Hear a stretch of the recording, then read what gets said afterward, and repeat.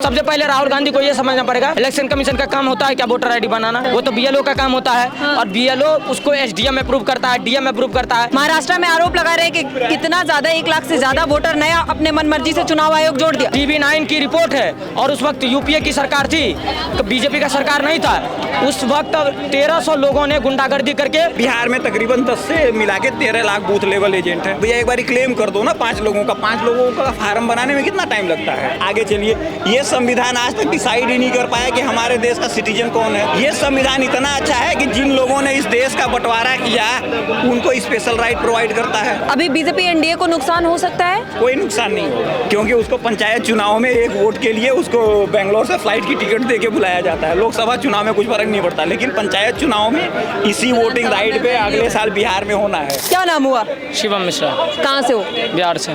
बिहार से हो। कैसे देखते हो एसआईआर पे जिस तरीके से आरोप लग रहा है, वोट चोरी, क्या मानते हो वोट चोरी वाकई हो रहा है? देखिए, सबसे पहले तो कैसे देखते हैं, तो मतलब आंख से ही देखते हैं। जिससे राहुल गांधी देख रहा है, बस उसको उल्टा दिखता है, हमको सीधा दिखता है। हाँ। दूसरी बात यह है कि आप कहते हैं वोट चोरी का मामला। हाँ। अगर वोट चोरी का मामला है तो जहाँ जहाँ चोरी का मामला है वहाँ उसी की सरकार है। सबसे पहली बात, जिस महादेवपुर की बात कर रहा है, हाँ। वहाँ पर उस कंसल्टेंसी में महादेवपुरी में वहाँ पे बीजेपी के कैंडिडेट है, कांग्रेस का नहीं है।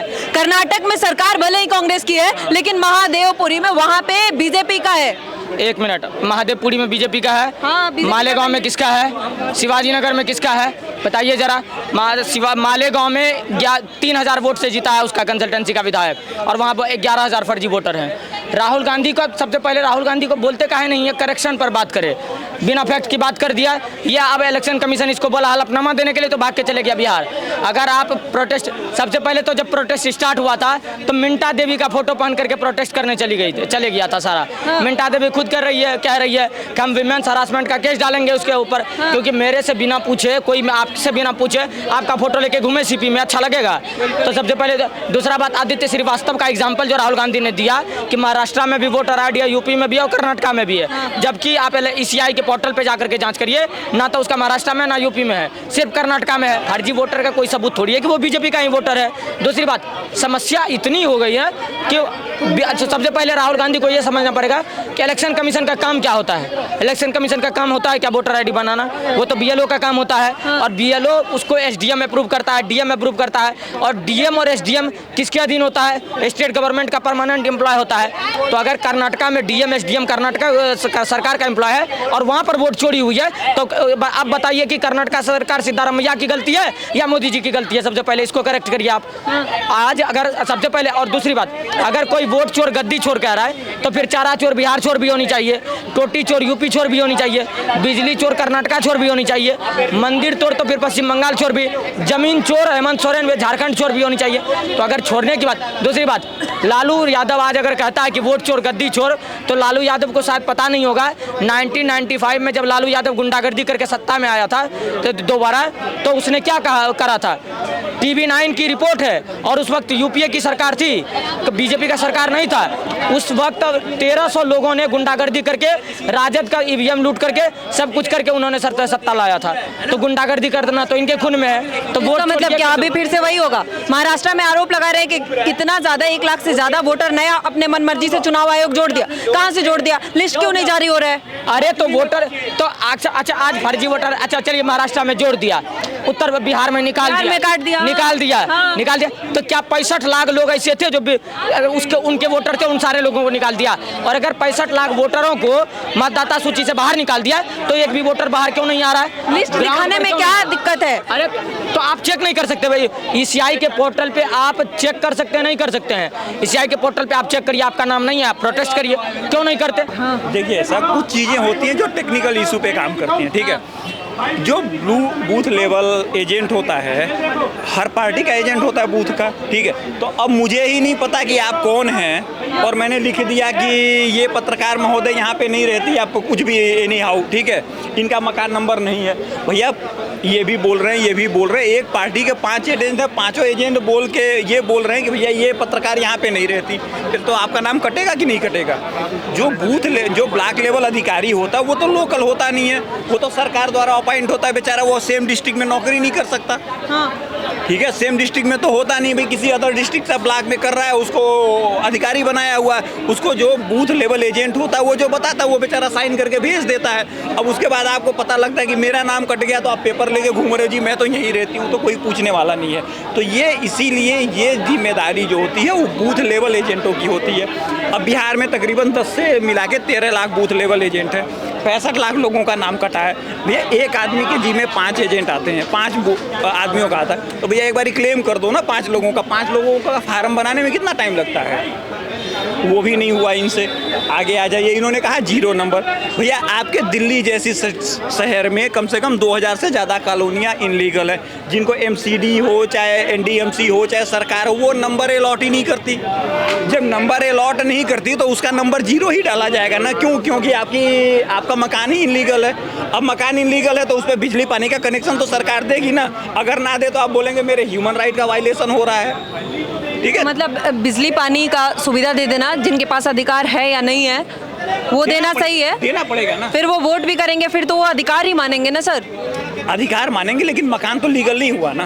लेकिन वो बोलेंगे ना कि अगर मेरा लीगल नहीं है फिर हमें बिजली पानी क्यों मिला, हमें राशन क्यों मिल रहा है। अगर आपका मकान इनलीगल नहीं है तो क्या आपका मकान अगर बन गया है, जब तक कोर्ट का ऑर्डर नहीं आता या कोई प्रोसेस नहीं होता तब तक आपका बिजली पानी काट दिया जाए?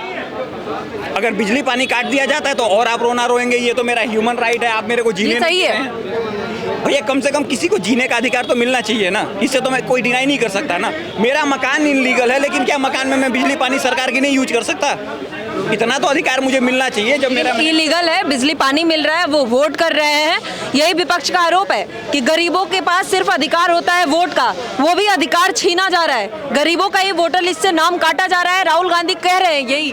भैया किस गरीब का वोटर लिस्ट से नाम कट गया? गरीब का वोटर लिस्ट से नाम कभी नहीं कटता है। मैं बताता हूँ क्यों।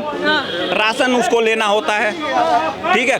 वोट करते हैं तो किसी से ढका छुपा नहीं है, पैसे सबसे ज्यादा वो लोग खाते हैं, ये तो सबको पता है, हर पार्टियों को पता। मैं ओपन बोलता हूँ, ना हो तो मैं वीडियो निकाल के दिखा दूंगा, ठीक है। तो भैया सबसे ज्यादा राशन उनको लेना है, सारी सरकारी स्कीमें उनके लिए होती है। जो जनरल कास्ट है उसके लिए आप एक स्कीम का नाम बता दीजिए।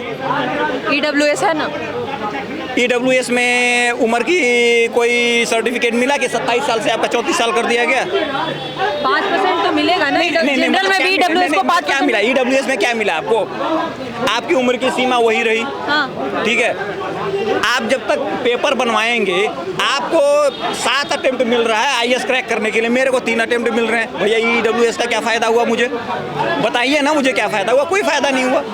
आप 60% पे जा रहे हैं, मैं 90% पे बाहर हो रहा हूँ। भैया देखो, आरक्षण से नौकरी मिलती है, ज्ञान नहीं मिलता है। तो ये अपोजिशन वाले जो OBC PDA फलाना ढिमकाना जो गेम खेल रहे हैं, तो ये केवल वोट के लिए गेम नहीं खेल रहे हैं, इनकी बुद्धि भी उतनी है। कह रहे हैं लेकिन संविधान बचा रहे हैं, विपक्ष इंडिया गठबंधन एक साथ है, यात्रा निकाले हैं, मतदान अधिकार यात्रा, और वो कह रहे हैं कि संविधान बचा रहे हैं। RSS BJP ये वोटरों का नाम काट रही है, इन्हें अधिकार नहीं देना चाहती है, हम इसको बचा के रहेंगे, इनकी चोरी हम जनता के सामने लाएंगे। मेरा अपोजिशन से आप पत्रकार है, इस संविधान की कोई एक खासियत बता दीजिए। मैं पूरे भारतीयों को चैलेंज करता हूँ कि इस संविधान की कोई एक अच्छी बात मुझे बता कोई खासियत नहीं है। नफरत ये फैलाता है, संविधान नफरत फैलाता है। पहला है इसका ऑब्जेक्टिव ये है। क्यों?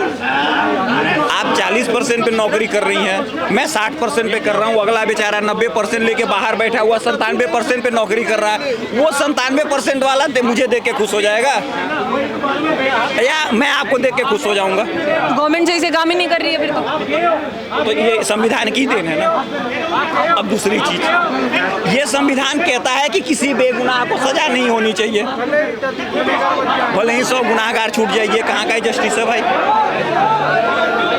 आपको तारीख कोर्ट की इतनी मिलती है कि आपका जीवन खत्म हो जाता। आगे चलिए, ये संविधान आज तक डिसाइड ही नहीं कर पाया कि हमारे देश का सिटीजन कौन है। ये संविधान इतना अच्छा है कि जिन लोगों ने इस देश का बंटवारा किया उनको स्पेशल राइट प्रोवाइड करता है। और सुनिए, ये संविधान वो है जो हम लोगों के ऊपर गोली चलाया था, हमारी हत्या किया था, उनको पेंशन देता है। ये बताइए संविधान की खासियत क्या हुई? इस संविधान में कोई खासियत नहीं है। नई जनरेशन को पूर्ण राइट होना चाहिए कि वो अपने हिसाब से अपने कॉन्स्टिट्यूशन को रीराइट कर सके। SIR सही है? क्या चीज? SIR अभी सही हो रहा है? भैया SIR और अच्छे ढंग से होना चाहिए, और जो लोगों का नाम 2 जगह पे होता है, 3 जगह पे होता है, जो लोग अपना नाम नहीं कटवाते उनके ऊपर फाइन भी लगानी चाहिए। हर राज्य में होना चाहिए, पूरे देश में होना चाहिए। पूरे देश में होना चाहिए, और पूरे देश में ये होना चाहिए कम से कम 75 पंडित जवाहरलाल नेहरू और संविधान। एक चीज़ ध्यान से सुनिएगा, एक बात बताइए, हम हिंदू कल्चर में पैदा हुए, हमारा सनातन संस्कृत है, हमारे यहाँ बंटवारे के बाद पहली प्रायोरिटी क्या होती है कि मुझे अपने बच्चों को कोई विवाद दे के नहीं जाना है, भले ही हमें 1 रूम कम मिल जाए या 1 बीघा ज़मीन कम हो जाए। हमारे देश के प्राइम मिनिस्टर क्या करके गए? कश्मीर का विवाद हमें देके गए। चाइना जिसके साथ हमारा बॉर्डर नहीं लगता था उसको हमारे देश के साथ बॉर्डर लगवा के गए ना।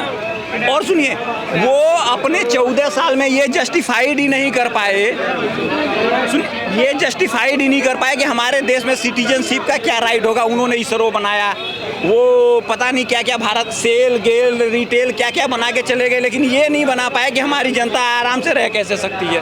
भैया हमें सुकून ही नहीं मिलेगा, हम आराम से रह ही नहीं सकते, तो तुम्हारी सिक्योरिटी, तुम्हारे और चीज़ों का फ़ायदा क्या हुआ? तो जो देश का प्रथम प्राइम मिनिस्टर हुआ, देश को विवाद दे के चला गया, उसकी बात तो क्यों करे जाए? वो भी संविधान के थ्रू किया।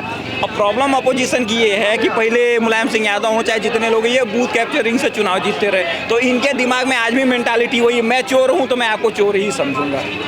तो इसीलिए अब देखिए इसका जनता पे कुछ असर होगा, जिस तरीके से मतलब ये यात्रा निकल रहा है चुनाव के पहले, जिस तरीके से विपक्ष इसको मुद्दा बना रहा है, क्या इसका असर हो सकता है? नहीं होगा। अभी बीजेपी एनडीए को नुकसान हो सकता है? कोई नुकसान नहीं होगा। क्यों? क्योंकि जो गांव में आदमी रहता है उसको पता है कि भैया 1 वोट का कितना महत्व होता है, क्योंकि उसको पंचायत चुनाव में 1 वोट के लिए उसको बेंगलोर से फ्लाइट की टिकट दे के बुलाया जाता है। लोकसभा चुनाव में कुछ फर्क नहीं पड़ता, लेकिन पंचायत चुनाव में इसी वोटिंग राइट पे अगले साल बिहार में होना है।